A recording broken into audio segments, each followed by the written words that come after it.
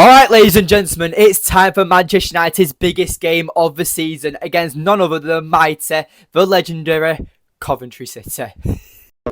All jokes aside, ladies and gentlemen, Coventry City are a very respectable team, and what they've done in their FA Cup run and campaign for this season has been very remarkable and very impressive. But at the end of the day, they've gone as far as they can. They've got to Wembley. You know, it's a day out for the Coventry City fans, but at the end of the day, Manchester United will be winning this game. 3-0 is the prediction that I've gone for. And some people might even criticise that and say 3-0 against a championship club. You must be having a laugh. We should be beating them 4-5, 6-0.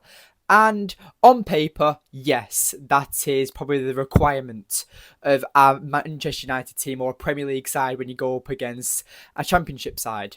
But at the end of the day, Coventry City are still a very respectable team, in my opinion. And even though United have got the quality, we've got the players, you know, Coventry might have more desire than us to win this game, because Man United's motivation in recent times, in recent games, it hasn't been the best. You know, Manchester United at the moment are like a Ferrari, okay, but with a flat tyre. You know, we've got all the parts, we've got the body, we've got the engine, you've even got the good driver.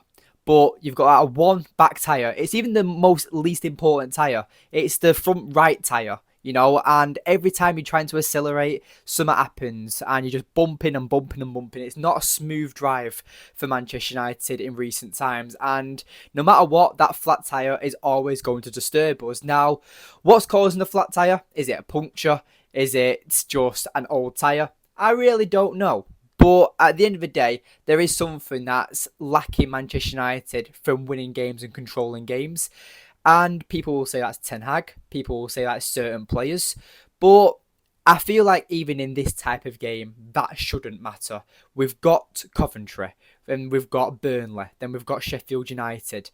With our next 3 games are probably going to be our easiest games of the season on paper. Now, Manchester United make hard work of everything, but at the same time, these are 3 important games for Man United. 1 for our season, 2 for our possible FA Cup victorious triumph, and them 3 games can change everything for Manchester United and could hopefully kickstart the rest of our season and give us that final boost for that last 100 metres of the sprint before we cross that finish line.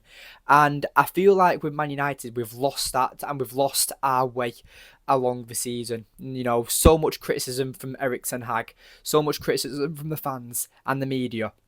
And it's been a car crash, almost. It's not been a fun, thrilling roller coaster or a scary movie or anything like that. It's just been a car crash, a total car crash with some sparkling, shining glimpses from certain players. You know, the likes of Kobbie Mainoo, Alejandro Garnacho, even Rasmus Højlund to a certain extent, Johnny Evans. You know, certain players that you go into the start of the season, you wouldn't have expected to be our shining and best players for this season. Even Diogo Dalot, arguably player of the season. Yes, he's had a bit of a shaky few games, but I still think he's up there as a contender for player of the season, because player of the season is over 38 games plus. You know, you've got the league and you've got the domestic competitions, and Diogo Dalot has arguably been our most consistent player. But we've made plenty of videos about Diogo Dalot throughout the season. But at the same time, Coventry is where it's at. How do we set up? It's counter-attacking football, really. And this could be a chance to see Erik Ten Hag's football. You know, we saw that 3-1-6 formation that Ten Hag likes to play, but it's even been adapted to a certain extent, and it's almost become a 3-2-5 formation now. And it helps us control games. It helps us press up the pitch. And it's a day out at Wembley. You know, this time last season, United were in Wembley and we won. And we got to the finals, and unfortunately we lost 2-1 to Manchester City. But this time, I'm really, really hoping United can just control the game and we can beat Coventry City very comfortably. And hopefully that'll give us like a lot of hype, because we're in a final under Erik Ten Hag. We've got 2 very easy fixtures on paper for the Premier League. And within them 3 games, because of how reactionary this fan base is, and how every single performance is what is that like it defines the entire season. Because you get fans who forget about the brilliant moments we've had this season, and they focus on the negatives. But as soon as United start winning again, they'll all be forgotten about. And if Man United can easily and convincingly beat these next three teams, I can guarantee you a lot of fans will be like, what were we so mad about? United are great. It's great to be a Manchester United fan again. And then we'll get humbled again by another random team, and it'll be back on, oh, it's Erik Ten Hag's fault. It's Rashford's fault. It's Casemiro's fault. It's this player's fault. And I'm sick of it. I want the season to end at this moment in time, because I am sick to death of so many fans just being hypocrites. And I'm not perfect. I have criticised players. I have changed my mind on players throughout the season.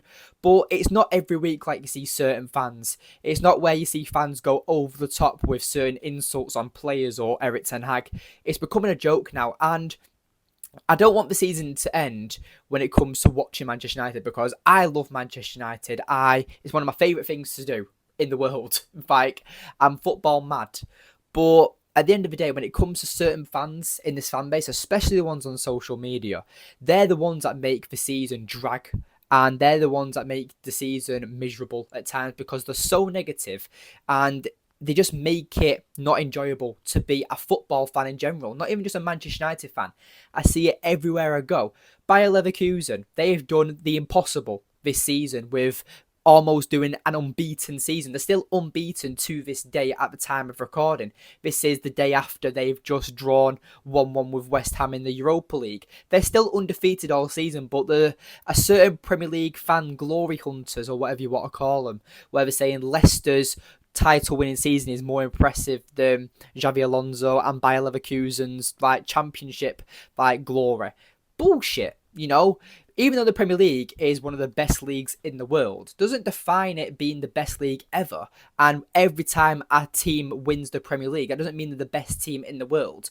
Look at Europe. That speaks for itself. We have no more English teams in European competitions beside Aston Villa. Every team is out of the Champions League. Every team's out of the Europa League. All we've got is Aston Villa in the Conference League left. And you've got multiple teams from Italy left. You've got multiple teams for Portugal, for France, for Germany.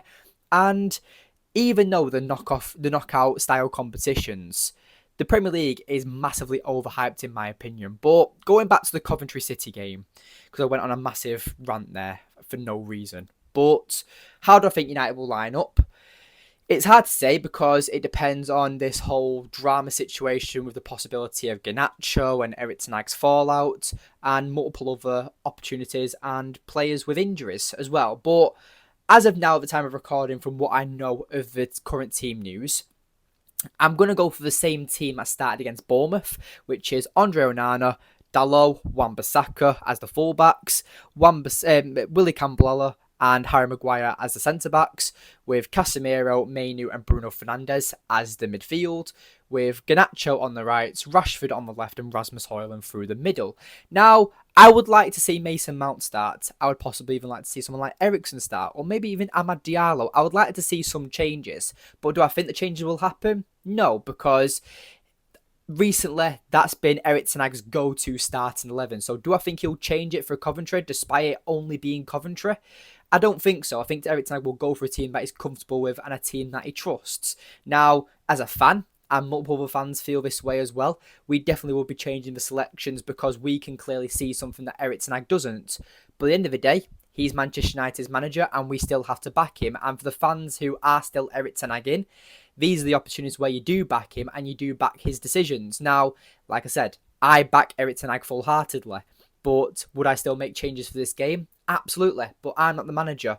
So even though the manager will go against something that I would do, I still back him and I still trust him and I have the faith that he will get us to the FA Cup final. But what do you think? Do you think Manchester United will get to the FA Cup final? Because if he doesn't, I feel like Erik Ten Hag will get sacked on the spot. You'll have the Glazers flying down in a little helicopter with the shitty American accent, with expecting the Super Bowl music to be playing or something like that, or Darth Vader theme tune starts to be played or something, because the Glazers looks like an absolute rat, by the way.